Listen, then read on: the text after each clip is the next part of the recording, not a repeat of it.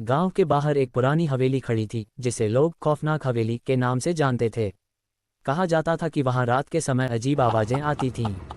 कई लोग वहां जाने की हिम्मत नहीं करते थे। एक दिन चार दोस्त आर्यन, सिया, राहुल और नीतू ने तय किया कि वे उस हवेली की सच्चाई जानने जाएंगे। रात का समय था और चांद की रोशनी में हवेली और भी डरावनी लग रही थी। जैसे ही उन्होंने हवेली के दरवाजे पर कदम रखा, एक ठंडी हवा उनके चेहरे पर बही। भीतर जाने पर उन्हें दीवारों पर पुराने चित्र और धूल भरी फर्नीचर मिले। अचानक एक तेज आवाज सुनाई दी। सब डर गए, लेकिन आर्यन ने कहा, चलो हमें अंदर जाना चाहिए।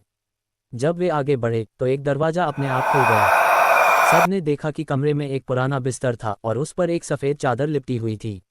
सिया ने बिस्तर की तरफ बढ़कर चादर हटाई।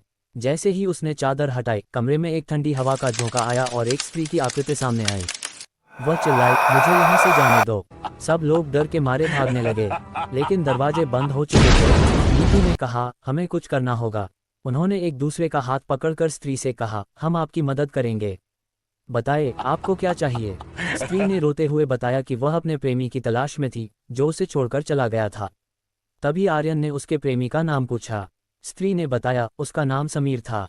आर्यन ने तुरंत याद किया कि समीर उनके गांव में रहता था, लेकिन कुछ साल पहले एक दुर्घटना में मर गया था।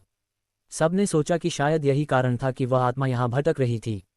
नीतू ने कहा, हमें समीर की आत्मा को शांति दिलानी होगी। उन्होंने मिलकर समीर का नाम लिया और प्रार्थना की। कुछ ही क्षणों में हवेली में एक तेज रोशनी चमकी और स्त्री की आकृति धीरे धीरे गायब हो गई। कमरे में एक शांति छा गई। जैसे ही दरवाजे खुले, चारों दोस्त बाहर निकल आए।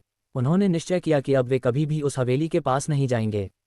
लेकिन उस रात के बाद गांव के लोग उस हवेली को एक भूतिया जगह के रूप में नहीं, बल्कि एक अनसुलझी प्रेम कहानी के प्रतीक के रूप में याद करने लगे।